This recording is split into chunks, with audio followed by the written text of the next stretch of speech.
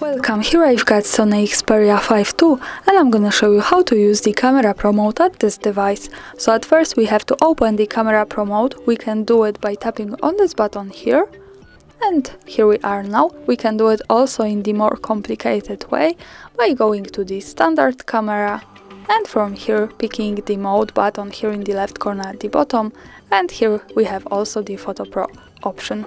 So here we are. As you can see, this mode is only available in horizontal line, so give me a second to change the settings of my camera to show you the better view. So here we are again. I hope that now you can see all of this in the correct way. So let me start with this camera pro mode. Let me show you at first one extra thing from Sony device, which is here. So we have extra button only to taking photos in this camera pro mode. So this is really cool because when we have this, we can feel that we hold the real camera, not only just smartphone. And as you can see by tapping on it, we can easily take a picture. So this is really good option that we have this. And now let's move here to the left corner to the auto, and here we can change some programs of this Camera Pro app. We have the auto program, PS, M and also MR. In this film I'm going to focus on the auto, PS and M. So let's stay now here and let me show you these settings. As you can see, a lot of this is locked because they are available in the other programs of this camera, but we have a few of them. So let me pick the first one here. Here we get access to the drive mode, so we can decide what we want to have when we take a picture. The single shot. We can also pick continuous shooting with high speed. So now when we take a picture, we can take many pictures at the same time in a fast way. We have also continuous shooting with long exposure, so we have also the many pictures at the same time, but in a longer way, as you can see. And here we can also adjust the camera timer, so we can pick 10 seconds or 3 seconds of delay. Let me pick 3 seconds to show you how it works, and let me take a photo. And as you can see, we have some delay with 3 seconds. So this is how it works. Now let's stay on the single shooting. And let's move to this button. Here we have the focus mode, so we can pick the single shot autofocus and also the continuous autofocus. So it depends if we take a single picture or the series of picture. As you can see, we have also the manual focus, but this is locked. This should be available in the other modes. Now let's stay, for example, here, and let's move to the next one button. Here we have the focus area, so we can pick from wide and the center, and it depends from the objects that are at our picture and how close we have the camera from them. So let's stay, for example, here. And let's move to this button. Here we have the flash mode, so we get access to the auto flash. Now the camera recognizes when it's needed, when it's too dark. We can pick the fill flash also. And red eye reduction, so this is the softer one. Here we have also option to turn it off, and we can turn on the torch, so the fill light which appears here. Now let me keep this turned off. Let's move to this button. Here we have the face and eye autofocus. So when we have this turned on, the camera recognizes the faces and focus at them. So this is really cool. We can turn it off and on here, as you can see. And let's move to the next one button. Here we have the file format. Now we are on the JPEG, so the standard one. We can pick also the RAW. So this format is used by professional photographers to taking pictures in better quality with more details and post-producing them in graphic programs after that. So this is really pro option, and here we can also pick the RAW plus JPEG, so we have 2 in 1. Now let's stay on the JPEG and let's move to 4 and 3. Here we can change aspect ratio of this camera.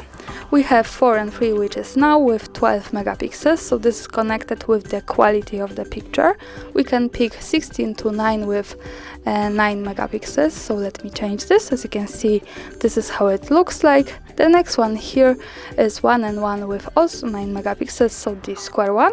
and we can pick also 322 with 10 megapixels. So this is how it works.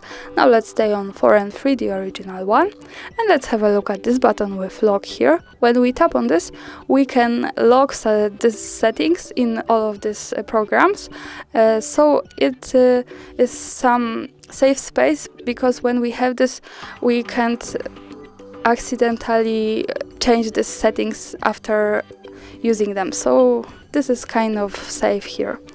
And now let's unlock this, and let's move to this button here with lens. When we pick this, we get access to lenses of this camera. We have 16mm lens, 24mm and 70mm. So as you can see, we can get closer and also go back. And we have also this icon here, so we can use zoom here like that in all of these lenses. So now let's stay here. Now let's go again to the left corner to the auto, and let's change this to the P. So P is the short from program auto, and in the photography we have 3 basic things in the real cameras we can manage: the exposure compensation, the ISO, and the shutter speed. So here we have the exposure compensation and the ISO, and in this mode the shutter speed is adjusted automatically.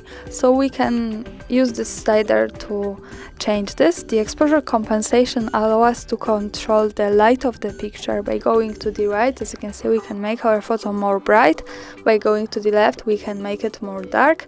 We have some extra tools here also, so we can lock all of this to autofocus, and it all is adjusted automatically, and we can focus only to the exposure compensation. We have also AL, so it measures the light on a part of the pictures, and this is a thing we have in this program that is in the priority. Now let's have a look at these settings. Here we have also the drive mode. We have the manual focus option, so when we tap on this, we get access to this slider, and we can adjust focusing manually, like that, as you can see. So now let's stay on the single shot autofocus, and let's move here. Here we have also the focus area, like in the auto program here. And with the ISO, as you can see, we have this slider, and we can make here the camera's sensitivity to light less sensitive from 64 or more sensitive. By going to the end of the slider, we can pick 3 and 2000. So this is really wide spectrum, like in the professional camera. And as you can see, now we can get closer to these settings. Here we have the shutter speed and focusing, and the exposure compensation, and the ISO. So the shutter speed at the first place here is adjusted automatically. When I change the exposure compensation to the lower one, now it also changes here. So let's stay on this. Let's have a look at this button. Here we have also the metering mode. We can pick the multi-metering, center metering, and the spot metering. Now let's stay on the multi. We have also the flash and button with the white balance. So this is also one extra option here. Here we can change the temperature of our picture. It depends from the conditions we have where we take a picture. So we can pick the cloudy light, daylight, fluorescent light, incandescent light, shade, and we can also customize it, so the camera now recognizes what light we have and automatically gives us the best settings. So we have 3 customs here, and we can apply it by using this button here in the right corner, as you can see. Now let's stay on the auto white balance, and let's focus on this button here. Here we have also face and eye autofocus, like in the auto mode. Here we can also change the file format from JPEG to RAW or RAW plus JPEG, and the ratio also is the same. So this is the program auto option here. We can also lock here the settings in the right corner, and now let's go to the left again and change the P to S. So in the S we have the shutter speed priority, so here we can change the speed of taking photo and also the exposure compensation, which is here. but the ISO is locked. So ISO is adjusted automatically here. We can change the time of taking picture. As you can see, by using this slider we can pick the spectrum from 1 and 8,000 of seconds. So this is really short time of taking photo. This should be better to objects that are, for example, in move, to frozen them. By going to the right on this slider we can make our time much longer. So let's go to the end of it, and the longest time here is 30 seconds. So this is a really long time of taking picture, and this should be better to objects that are definitely stable. Now let's stay, for example, maybe here, and let me show you the exposure compensation. As you can see, we can adjust also the light of the picture like in the program auto options here. So this is how it works. The ISO is locked, and the rest of the settings is also like in the program auto, so we can adjust it similarly like then. And also we can lock the settings here when we adjust them. And now let's go again to the settings in the left corner and change S to M. So here we have short from manual exposure, and here we can adjust the shutter speed here by using this slider, and also ISO. But as you can see, the exposure compensation button here is locked. So these two parameters allow us to control the light of the picture. We don't have to use now the exposure compensation. This is the reason why it's locked. And as you can see, this is how to use this, and the light is changing. Also we have other parameters that are the same like in the other programs here. And also we can lock them if we want to and if we need. Now let's have a look at the second button here with the menu. When we pick this, we get access to some extra settings we can manage, and a lot of them is also the same as here. So this is the more complicated way to adjust them. So we have the shooting, and here we can also pick the file format from the RAW plus JPEG or some JPEG. We can pick also here the aspect ratio, so the same thing happens here. And in the shooting we have also this drive mode, so we can decide what kind of picture we want to have. And continuous shooting feedback also. In the camera settings memory we can save some settings. Now let's have a look here at the exposure color. Here we can pick also the metering mode from multi-center and spot, so the same thing happens also here in this, not in this, but in this parameters here. And here in the exposure and color we have also a flash mode, so we can manage the flash. We have also some extra thing from the range optimizer auto HDR. We can turn it off, so the range optimizer is helpful when we take a single photo, and the auto HDR helps to improve the details in the brightest and darkest areas of our photos while using multiple exposure pictures, so it gets the result done. You can also read about it here. We can turn it off. I really like the HDR because this is really helpful and making our photos just more lightful and beautiful. We can turn on the next one option here, soft skin effect. So by using this button, this is how to do it.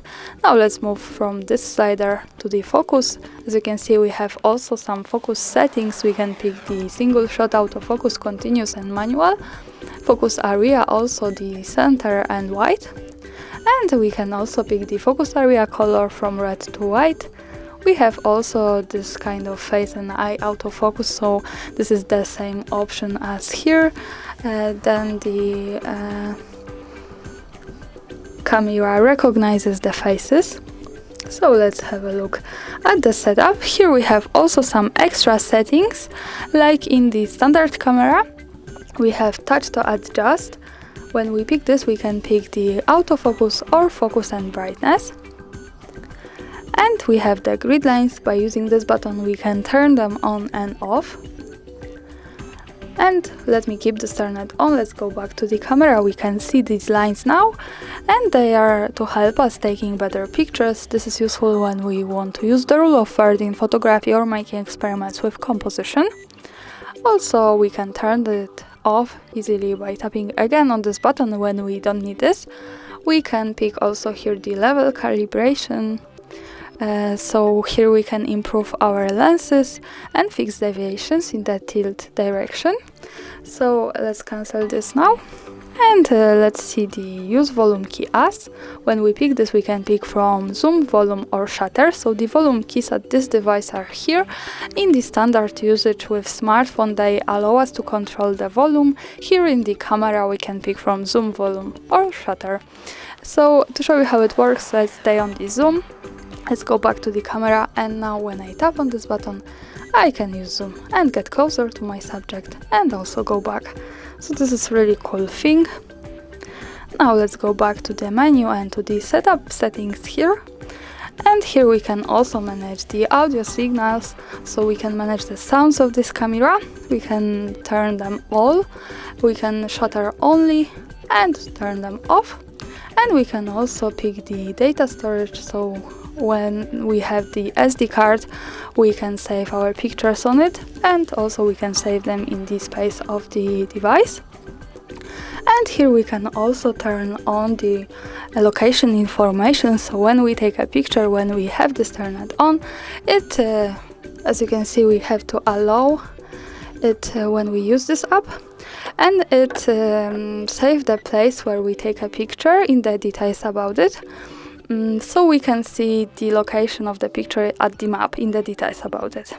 Here we can also pick some short tutorial at this device. As you can see, Photography Pro, you can also learn from this kind of things. And after turning on all of these settings and using them like that, we can easily also pick the last one option here in this setup settings, so reset settings, and all of this goes back to the auto. And as you can see, here we are again. So let's got it, and let me show you one extra thing. We have also this disp option. When we pick this, we can turn on the camera leveler, which appears here. So this is the line which help us to keeping our photographic topic straight at the picture. As you can see, this is how it works here. And another tab to turn it off, so now it disappears. And that's all from me. Thanks for watching, subscribe our channel and leave the thumbs up.